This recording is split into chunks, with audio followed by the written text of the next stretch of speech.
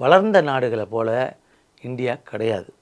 வளர்ந்த நாடுகள்லாம் பார்த்திங்கனாக்க வணிகர்களுடைய எண்ணிக்கை மிக குறைவு.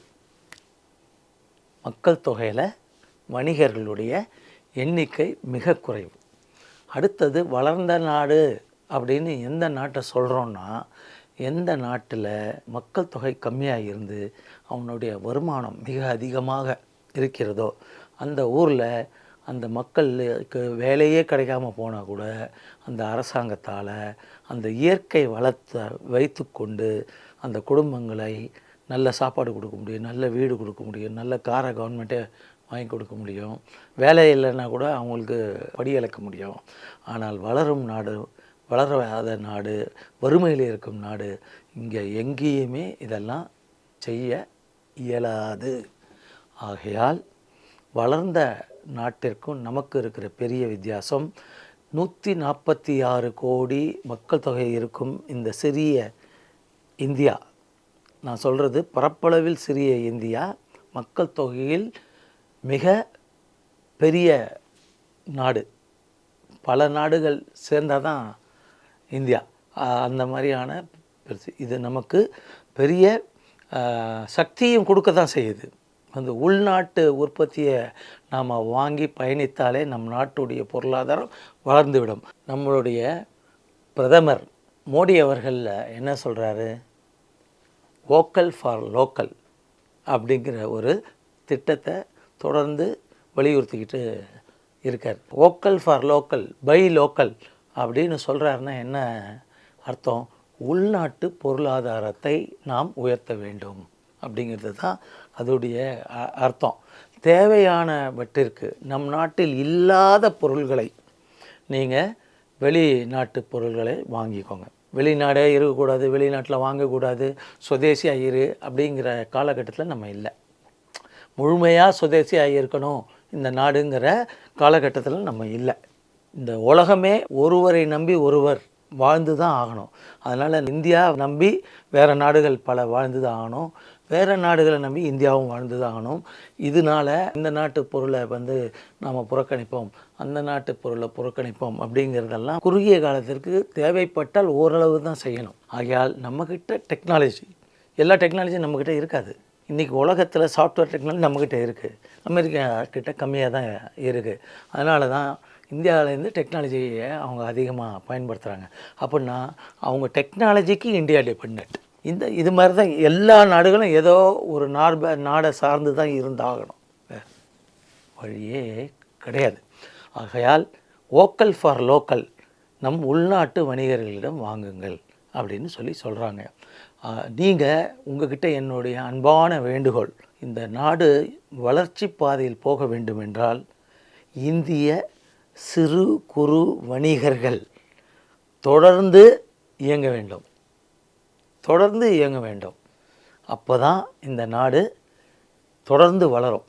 இந்த நாட்டில் 146 கோடி இருக்கிற மக்கள் தொகை 175 கோடி வேணாலும் ஆகுமே தவிர 100 கோடியாக மாறாது. அதை நீங்கள் நல்லா புரிஞ்சுக்கோங்க, மாறாது. இந்த நாட்டில் இன்றைக்கி இருக்கிற 146 கோடி மக்கள் தொகையில் 8 கோடி சிறு குறு வணிகர்கள் இருக்காங்க. 8 கோடி.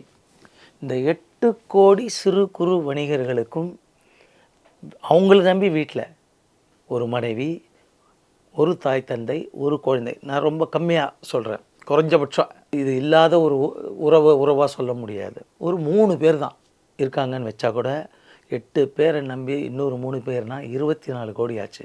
இந்த 8 கோடி வணிகர்களும் 24 கோடி அவர்களை நம்பி அன்றாடம் வாழ்க்கையை நடத்துவதற்கு இருப்பவர்களும் சேர்த்தா 32 கோடி ஆச்சு.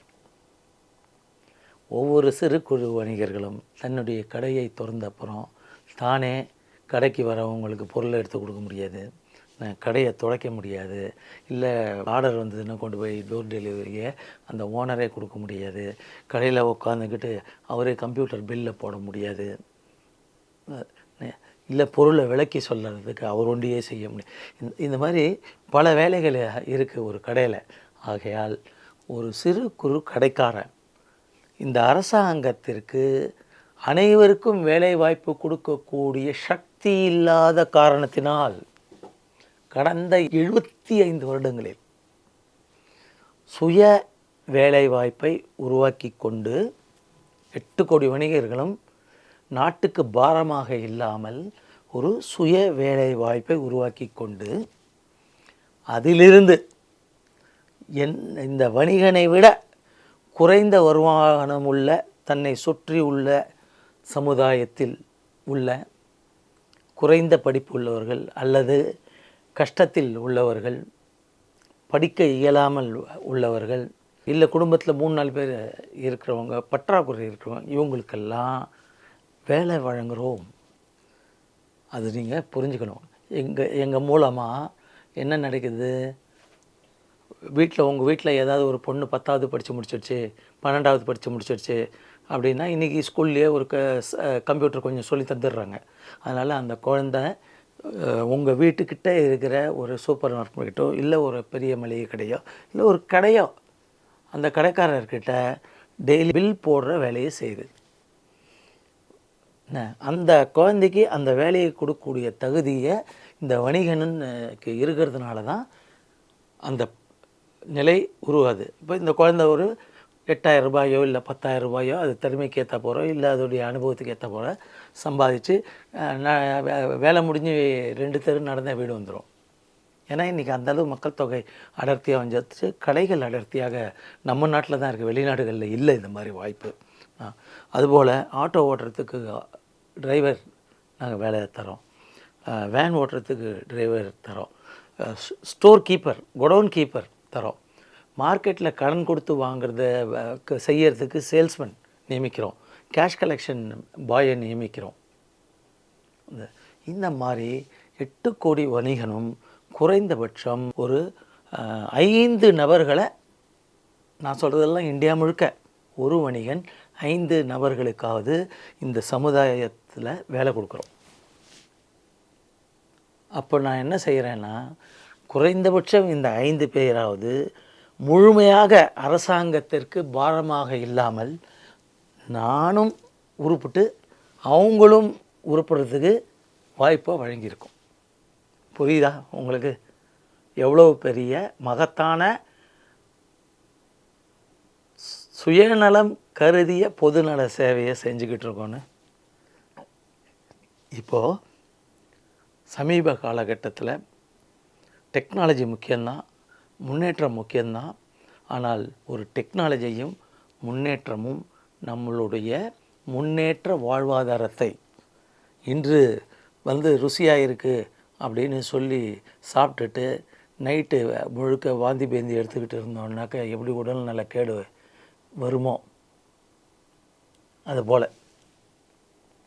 இல்லை ஒரு செடி ஒன்று இருக்குது, அந்த செடி எப்படின்னாக்கா இப்படி விரிஞ்சிருக்கும், எப்போதுமே விரிஞ்சிருக்கும். இந்த செடி எப்படி வாழுதுன்னா நான் வெஜிடேரியன் சாப்பிட்டு தான் வாழுது. பல பேர் கேள்விப்பட்டிருக்க மாட்டேங்க. செடியை நம்ம வெஜிடேரியன் சாப்பிட்டுக்கிட்டு இருக்கோம், செடி போய் நான் வெஜிடேரியனாக இருக்குமான்னு நினைப்போம். ஆனால் அப்படி இல்லை, நான் வெஜிடேரியன் செடிகள் இருக்கிறது. Hairs are bent. Ion channels at the base of the hairs open. This generates an electrochemical signal which then changes cells in the midrib and allow the lobes which are held under tension to snap shut. It is truly as if we are watching the subtle gears tick of nature's exquisite. இந்த செடி இப்படி திறந்திருக்கும், முள்ளாக இருக்கும். இதுக்கு கீழே இந்த இடத்துல நல்ல ருசியான தேன் மாதிரி இருக்கும்.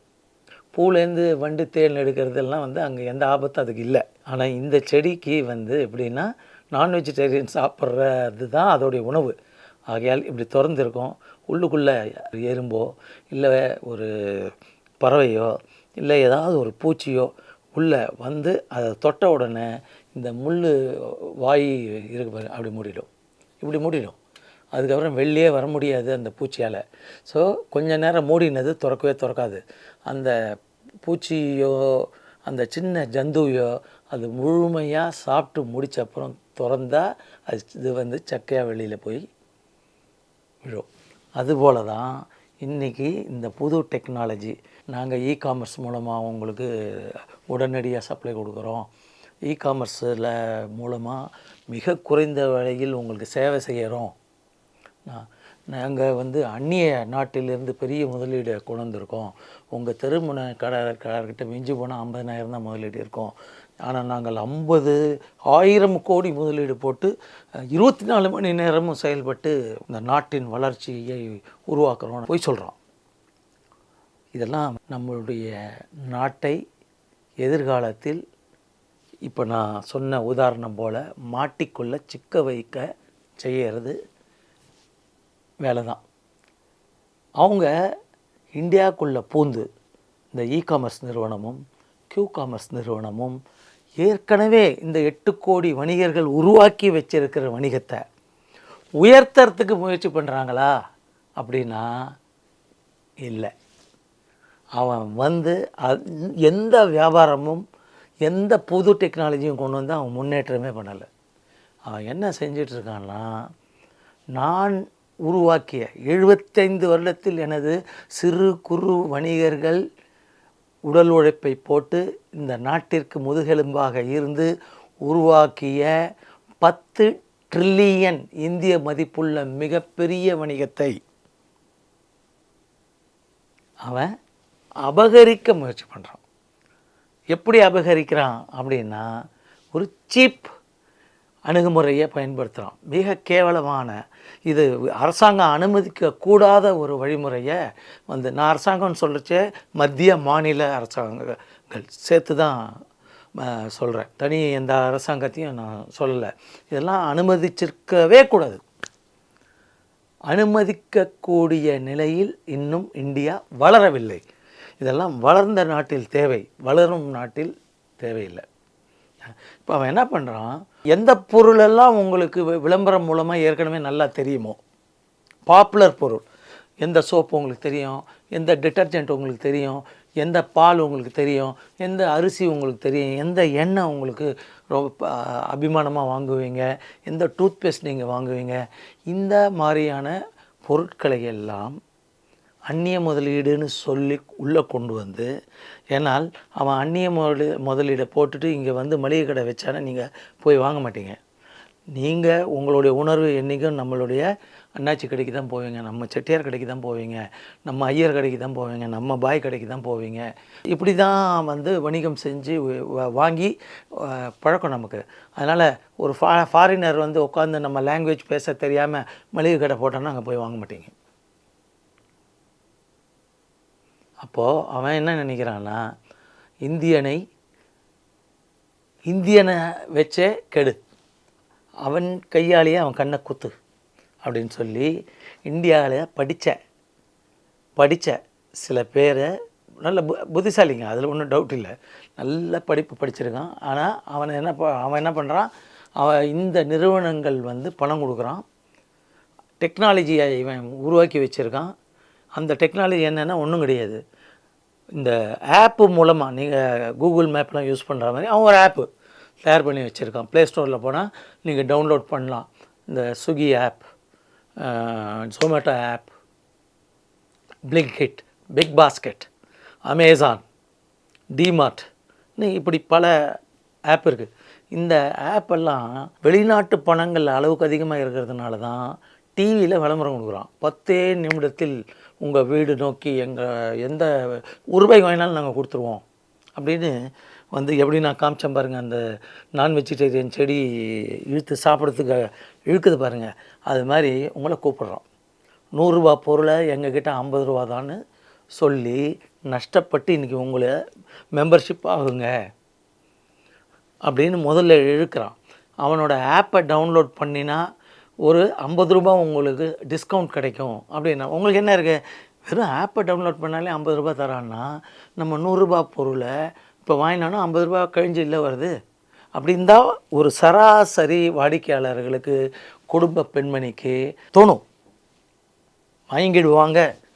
வாங்கிட்டாங்க.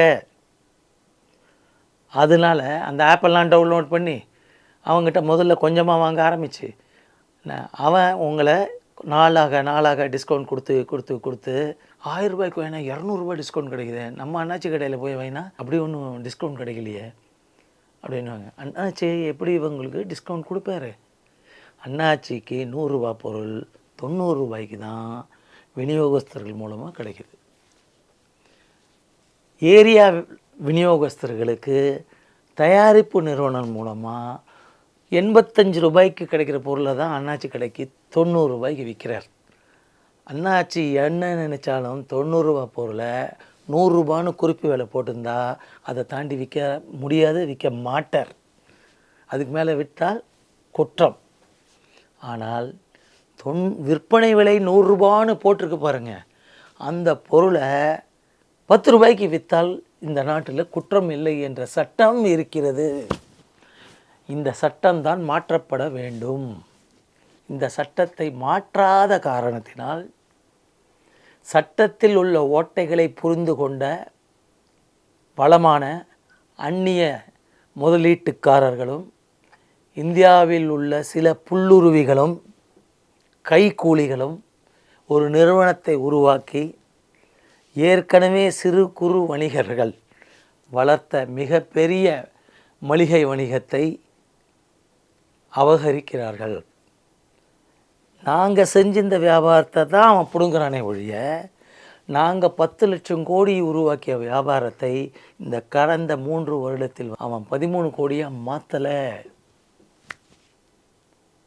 ஆனால் அவனும் வளராமல் என்னையும் அழித்து அவங்கிட்ட வெளிநாட்டு பணம் வருது, அழிக்க முடியும். என்னை அழிக்க வெளிநாட்டிலேருந்து அவனுக்கு இன்வெஸ்ட்மெண்ட் கொடுக்குறான். இது கூட ஒரு நம்மை வளர வேண்டாம் என்று நினைக்கின்ற நாடுகள் செய்யும் மறைமுக வர்த்தக போர். உண்மையில் அதான். ஏன்னால் நம்ம அரசாங்கம் எப்படி அதிகபட்ச விலைன்னு பொருளில் போட்டிருக்கோ, எந்த பொருளெல்லாம் அதிகபட்ச விலை இருக்கோ அந்த பொருளில் குறைந்தபட்ச விற்பனை விலை என்றதை போடணும். போட்டால் பிக் பாஸ்கெட்டில் கிடைக்கிற அதே விலையில் மளிகை வணிகர்களும் உங்களுக்கு கொடுப்பாங்க, கஷ்டமே கிடையாது. ஆனால் எந்த மளிகை கடைக்காரராலையும் 90 ரூபாய்க்கு வாங்கிட்டு மக்களை எப்படியாவது ஐயோ என் கடையை காப்பாற்றுமேன்னு சொல்லி 10 ரூபா நஷ்டத்தில் விற்க முடியாது.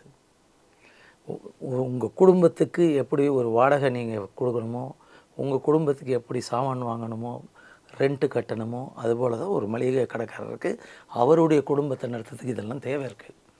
அப்போ 90 ரூபாய்க்கு வாங்குகிற பொருளை அவர் 100 ரூபாய் போட்டிருக்கிற 100 ரூபாய்க்கு அதுவே விற்கிறதில்ல. நீங்கள் பார்க்குறீங்க, கொஞ்சம் கம்மி பண்ணி கொடுங்க பாய் அப்படின்னு கேட்குறீங்க.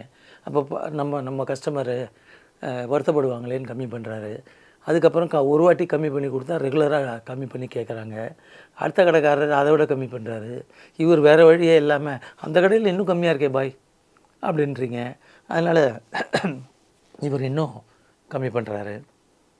இப்படி நியாயமாக கிடைக்க வேண்டிய லாபத்தை கூட இழந்து வேறு தொழில் தெரியாததுனால, வேறு என்ன தொழில் இருக்குது? நீங்கள் உங்களுக்கு யோசிச்சு பாருங்கள், நீங்கள் ஒரு கம்பெனியில் வேலைக்கு போயிட்டுருக்கீங்க, இல்லை ஒரு ஸ்கூலில் டீச்சராக போயிட்டுருக்கேன். நான் உங்களுக்கு வேலை போயிடுச்சு, நான் டக்குன்னு வேறு எங்கே வேலை கிடைக்கும்? வேறு என்ன வேலை உங்களுக்கு தெரியும்? இதே சம்பளம் 30,000 ரூபாய் வாங்கிட்டு இருக்கிற அதே சம்பளத்துக்கு இன்னொரு வேலை கிடைக்கிறது சுலபமா? கிடைக்காது. அப்போது 8 கோடி வணிகர்களுக்கும் மளிகை வணிகத்தை இந்த மகாபாவிகள் அந்நிய முதலீடை வைத்து இந்திய சிறு குறு வணிகர்களை கடந்த 3 வருடமாக வணிகத்தில் லாபமே இல்லாமல் இதுவரைக்கும் 10 லட்சம் கிடையாது இந்தியாவில் மூடிட்டாங்க. 8 கோடியில் 10 லட்சம் மூடினா தெரியாது. அன்னியன் சினிமாவில் சொல்லுவார்ல, 5 பைசா திருடினா தப்பாடா? தப்பு இல்லை. அது போய் எப்படிங்க தப்பாகும்? 5 ரூபா திரும்பினா அதுவும் ஒன்றும் தப்பு இல்லை. நான் 5000 ரூபா திருடினா அது தப்பு தான். 50 கோடி திருடினா ரொம்ப தப்பு. இப்படி லைனாக போகிற மாதிரி தான் இதுவும். எனவே 8 கோடி வணிக குடும்பத்தை நம்பி இன்னொரு 24 கோடி சொன்னேன் நான். அப்போ எவ்வளோ ஆச்சு? 32 கோடி ஆச்சு. அந்த 32 கோடி வணிகர்கள் நம்பி இன்னொரு 5 பேர் வேலைக்கு இருக்காங்கன்னு சொன்னேன். அது ஒரு 40 கோடி. 32 + 40 72 கோடி ஆயிடுச்சு. இதுவே இந்த நாட்டுடைய 50% மக்கள் தொகை ஆகிப்போச்சு. இதை தவிர இந்த சிறு குறு மளிகை கடையில் விற்பனை செய்யும் பொருள்களை தயாரிக்கிற நிறுவனங்கள் இருக்குல்ல, தயாரித்தா தானே விநியோகஸ்தர்கள் கொடுக்க முடியும், கடைக்காரங்க விற்க முடியும்.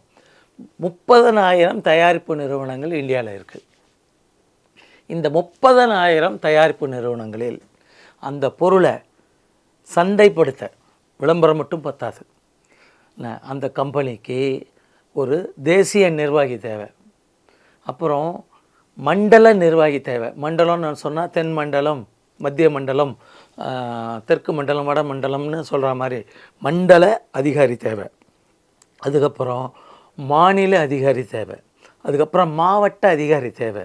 அந்த மாவட்ட அதிகாரிக்கு கீழே வேலை செய்கிற டவுன் அதிகாரிகள் தேவை. அதிகாரிகளில் டவுன் சேல்ஸ்மேன் தேவை. இப்படி பார்த்திங்கன்னா இந்த 30,000 நிறுவனங்களும் கிராஜுவேஷன் படித்தவனுக்குலாம் எங்கே அதிகமாக வேலை கிடைக்குதுனால் அது இந்த 8 கோடி வணிகர்கள் செய்யும் பொருட்களை தயாரிக்கும் அனைத்து நிறுவனங்களிலும் பட்டதாரிகளுக்கு காலேஜ் முடித்த உடனே கூப்பிட்டு ட்ரைனிங் கொடுத்து, சேல்ஸ்மேன் ட்ரைனிங் கொடுத்து சேல்ஸ்மேன் ஆக்குறாங்க. அதோடைய எண்ணிக்கை 1,10,00,000. இப்போ ஏற்கனவே 72 கோடி சொன்னேன் இல்லை, திரும்ப ஒரு 1,10,00,000 சேர்த்திங்கன்னா 73 கோடி ஆயிடுச்சு. இந்த 73 கோடிக்கு அதுக்காக வீட்டில் குடும்பம் இருக்குல்ல, ஒரு அப்பா ஒரு அம்மா குழந்தைங்கன்னு இதை சேர்த்தா இந்தியாவில் இருக்கிற 146 கோடி மக்கள் தொகையில் 90 கோடியாவது வணிக சமுதாயம் தான் இருக்கிறது. இந்த நாட்டுடைய மிகப்பெரிய வணிக முதுகெலும்பு, பொருளாதார வளர்ச்சிக்கு தேவையான முதுகெலும்பு சிறு குறு வணிகர்கள் தான். இதை புரியாமல் மத்திய மாநில அரசாங்கம் எவ்வளவு நாங்கள் போராடினாலும் காப்பாற்றவில்லை. பொதுமக்களாகிய நீங்களும் பாகிஸ்தானை போல், பங்களாதேஷை போல், ஒரு ஸ்ரீலங்காவை போல் இன்றைக்கு என்ன அப்படின்னு பார்ப்போம், நமக்கு கிடைச்சதான்னு பார்ப்போம். இங்கே இன்றைக்கி வாங்கியா கம்மி விலையில், அப்புறம் பார்த்துக்கலாம் ஐயா, நாளைக்கு கிடைக்காத போது அந்த அரசாங்கம் வந்து தான் எல்லாம் இப்படி மாறி போச்சு, அரசாங்கத்தை ஒழிச்சுக்கிட்டு அப்படின்னு மக்கள் சொல்லுவோம். இந்த அரசாங்கம் வந்து இதை நோக்கி நல்லா போகிறாங்களே, அப்படி இருக்கிறச்சே நம்ம இந்த மாதிரியான திட்டங்களை கொண்டு வந்தால் நாளைக்கு ஓட்டு போட மாட்டானோ அவன் பயப்படுறான். மொத்தத்தில் அவன் பயப்படுறான்.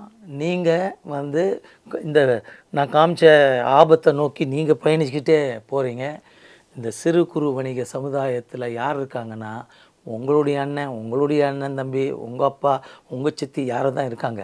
ஸோ இந்த நாட்டில் 8 கோடி வணிகனுக்கு வந்து சம்பாதிக்கிற வாய்ப்பை இழந்தால்,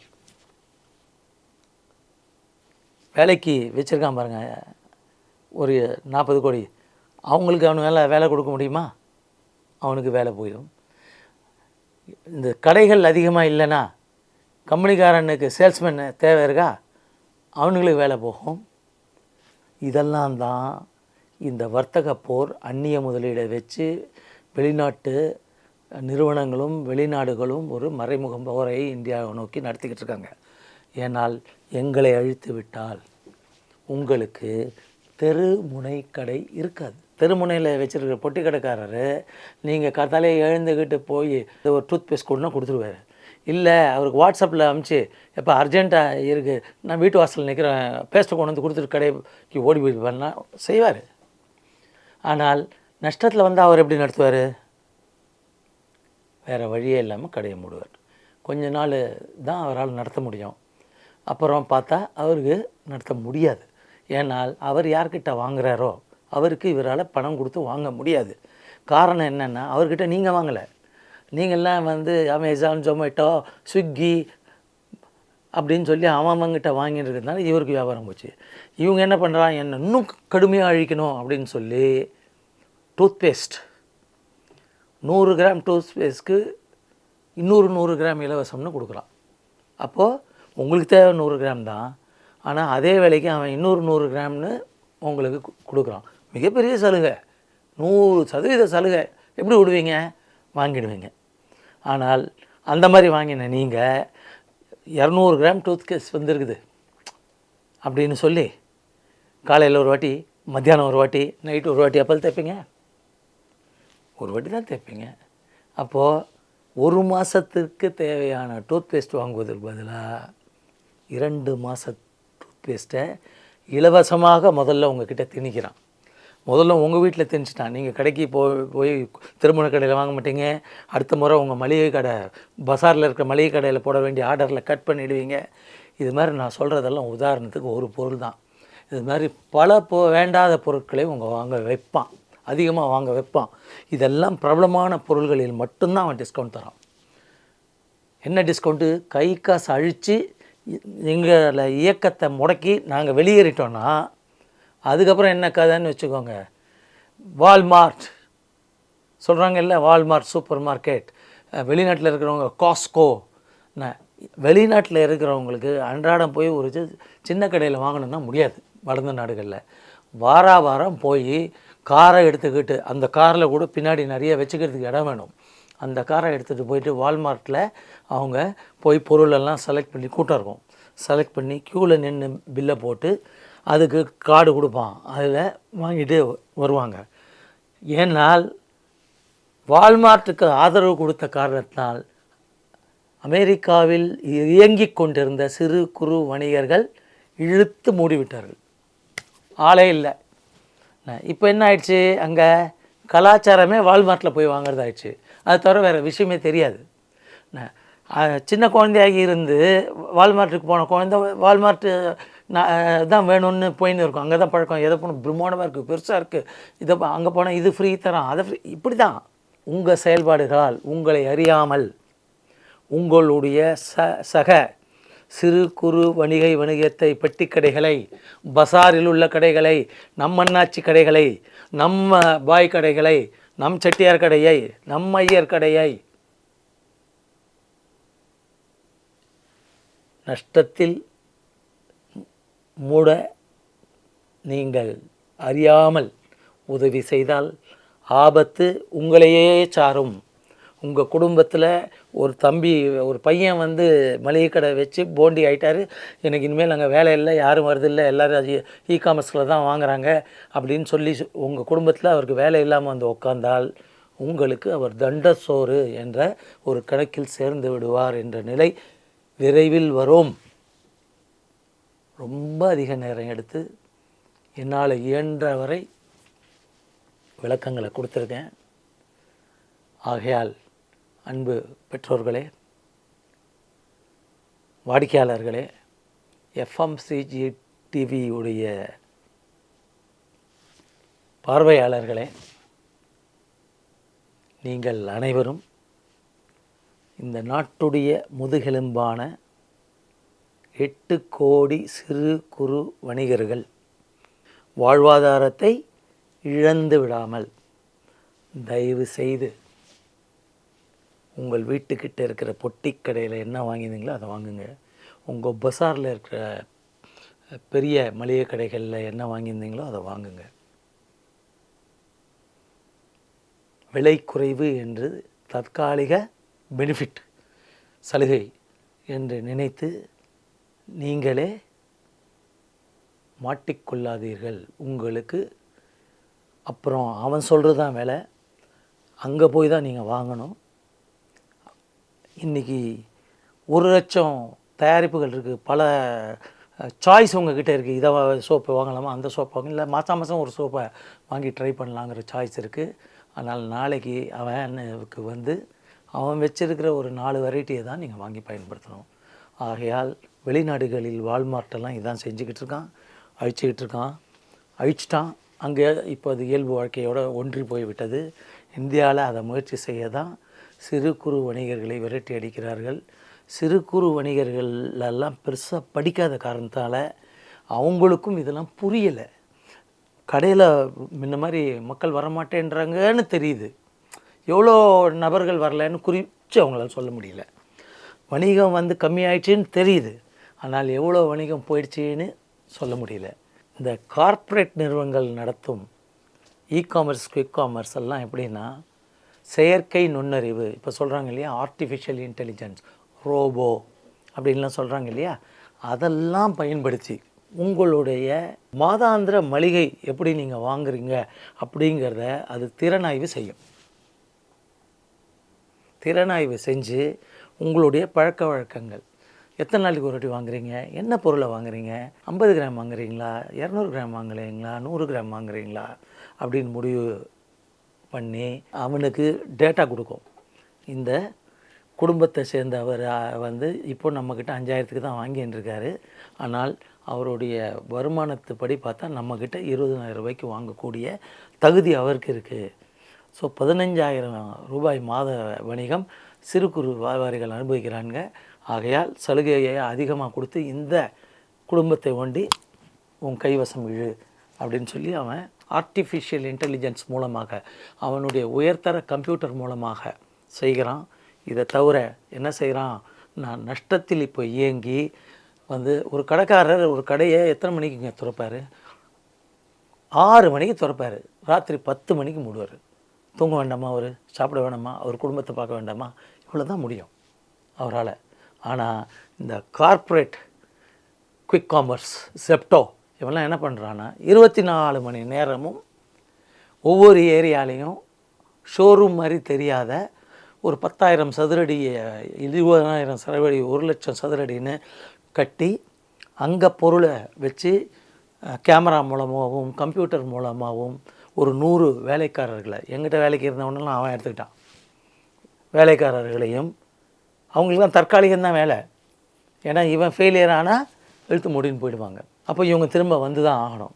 அந்த மாதிரி கடைகளை 24 மணி நேரம் 8 மணி நேரம் ஷிஃப்ட்டில் நடத்தி ராத்திரி 12 மணிக்கு தூங்காத அவங்க குழந்த எனக்கு இப்போ ஐஸ்கிரீம் வேணும் அப்படின்னு அந்த ஆப்பை பார்த்து போட்டுச்சுன்னா அவன் ஐஸ்கிரீம் கொண்டு வந்து கொடுக்குறான்.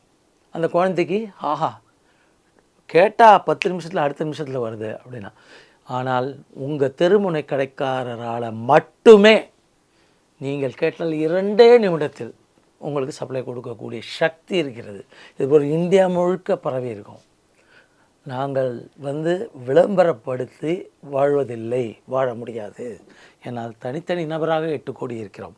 நாங்கள் கார்ப்பரேட் நிறுவனம் அல்ல. அதனால் எங்கள் கிட்ட விளம்பரம் தந்து எங்களுடைய சக்தியை வெளிப்படுத்த, அதனால் துரிதமாக சப்ளை பண்ண முடியும், ஆப் மூலமாக சப்ளை முடியும். படிக்காதவங்க இவங்கெல்லாம் டெக்னாலஜியே இன்னும் புரிஞ்சிக்கலை அப்படின்னு சில படித்த மேதாவிகள் சொல்கிறாங்க. அது மிக தவறு. டெக்னாலஜியை முதலில் தழுவியது படிக்காதவர்கள் மட்டுமே. ஆச்சரியமாக இருக்கும். இன்றைக்கி இந்தியாவில் உலகம் முழுக்க இந்தியாவில் உருவாக்கிய யூபிஐ அந்த ஸ்கேன் பண்ணி பேமெண்ட் கொடுக்குறோம் பாருங்கள், கூகுள் ப்ளே, பிபே அந்த மாதிரிலாம் அரசாங்கம் இன்ட்ரடியூஸ் பண்ணி உலகம் அசந்து பார்க்குற மிகப்பெரிய வணிக சுழற்சியும் பொருளாதார சக்ஸஸும் வந்துடுச்சு. அதுக்கு மூல காரணம், முக்கிய காரணம், ஒரே காரணம் இந்த 8 கோடி சிறு குறு வணிகர் மட்டுமே. உங்கள் வீட்டுக்கு வர பூக்காரம்மா இப்போ ஜிபேயில் வாங்குறாங்க, உங்கள் வீட்டுக்கு வர பால்காரர் ஜிபேயில் வாங்குறார், உங்கள் தெருமுனை கடையில் இருக்கிற கடைக்காரர் பொருளை கொடுத்து அனுப்பிச்சிட்டு நீங்கள் ஜிபேயில் அனுப்பிச்சா வாங்கிக்கிறார். தெருமுனையில் இருக்கிற டிஃபன் கடையில் கேட்ட டிஃபன் வீட்டுக்கு வருது, நீங்கள் ஜிபேயில் அனுப்பிச்சா வாங்கிக்கிறார். அத்தனை டிரான்சாக்ஷனும் நாங்கள் தான் செய்கிறோம். இந்த நாட்டுக்கு டெக்னாலஜி அடாப்ஷனை செய்து இந்த டெக்னாலஜி இங்கே சக்ஸஸ் ஆனதுல தான் இன்றைக்கி சிங்கப்பூரில் இந்த டெக்னாலஜியை விலை கொடுத்து வாங்கிறதுக்கு முன் வந்திருக்காங்க.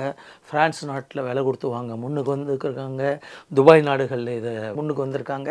அதுபோல் அடுத்தது வாட்ஸ்அப்பு டெக்னாலஜி தாங்க. அந்த வாட்ஸ்அப் மூலமாக தான் இன்றைக்கி வீட்டில் உட்காந்துக்கிட்டு திருமண கடைக்காரர்கிட்டையும், மளிகை கடைக்காரர்கிட்டையும், மெடிக்கல் கடைக்காரர்கிட்டையும், எலக்ட்ரிக்கல் கடைக்காரர்கிட்டையும் ஆர்டர் போட்டால் பொருள் வீட்டுக்கு வருது, ஜிபேயில் அனுப்புகிறோம். வாட்ஸ்அப் மூலமாக ஏற்கனவே டெக்னாலஜியை சிறு குறு வணிகர்கள் பயன்படுத்தி விட்டார்கள். ஆனால் எனக்கு வேண்டிய ஒரு மிக முக்கியமான ஒரு வேண்டுகோள், ஜோஹோ நிறுவனத்திற்கு, தமிழ்நாட்டு நிறுவனமான தென்காசியை மையப்படுத்தி உலகம் முழுக்க இயங்கும் ஜோஹோ நிறுவனம் எப்படி தற்போது வாட்ஸ்அப்புக்கு எதிராக, வாட்ஸ்அப்புங்கிறது ஒரு அமெரிக்க நிறுவனத்துடைய டெக்னாலஜி, அதற்கு சேலஞ்ச் பண்ணுற மாதிரி சவால் விடுவதற்காக அரட்டை என்ற இந்திய வாட்ஸ்அப்பை உருவாக்கி உள்ளதோ, அதுபோல் சிறு குறு வணிகர்கள் தங்களுடைய தெருவில் உள்ள அனைத்து ஒரு 1000 வீடு இருக்குனால் அந்த 1000 வீட்டிற்கும் இந்த கடையை காமிக்கிறதுக்கும் அந்த கடையில் உள்ள பொருள்களை காண்பிப்பதற்கும் இல்லை அந்த பின்கோடில் உள்ள கடைகளை அந்த பின்கோடில் வாழும் அனைத்து வாடிக்கையாளர்களுக்கும் காட்டுவதற்கும் அவர்களிடம் என்ன பொருள் இருக்கிறது, என்ன சலுகை இருக்கிறது என்பதையெல்லாம் காட்டி எங்களை முயற்சி செய்யும் அந்நிய முதலீடை வைத்து இன்று பெரும் பணக்காரனாயிருக்கும் இந்த செப்டோ போன்ற அழிவு போட்டியை பெரிய அளவில் செய்து கொண்டிருப்பதை தடுப்பதற்கு ஜோஹோ நிறுவனம் இந்திய பாசத்துடன் இந்திய சிறு குறு வணிகர்களுக்கு ஒரு நல்ல டெக்னாலஜியை திரு ஸ்ரீதர் வேம்பு அவர்கள், திரு குமார் வேம்பு அவர்கள், ராதா வேம்பு அவர்கள், திரு மணி வேம்பு அவர்கள், திரு சேகர் வேம்பு அவர்கள் வழங்க வேண்டும் என்று அன்பான பணிவான வேண்டுகோள் விடுத்து, இதுவும் நீங்கள் இந்த நாட்டுக்கு செய்யும் சேவையே என்பதனை பதிவாக செய்கிறேன். பொதுமக்களும் இதை புரிந்து கொண்டு இந்த டெக்னாலஜிகளை, இந்திய டெக்னாலஜிகளை விரைவில் உருவாக்கி பயன்படுத்தி இந்த நாட்டை மேலும் மேலும் வளமாக்குங்கள். உங்களுடைய அடுத்த சமுதாயம் நல்லதொரு சமுதாயமாக வாழ நீங்கள்தான் வித்திட வேண்டும் என்று இன்றைக்கு குழந்தைகளை பெற்றிருக்கும் பெரியோர்களுக்கு மீண்டும் ஒரு வேண்டுகோளாகவும் பதிவாகவும் வைத்து விடைபெறுகிறேன். நன்றி, வணக்கம்.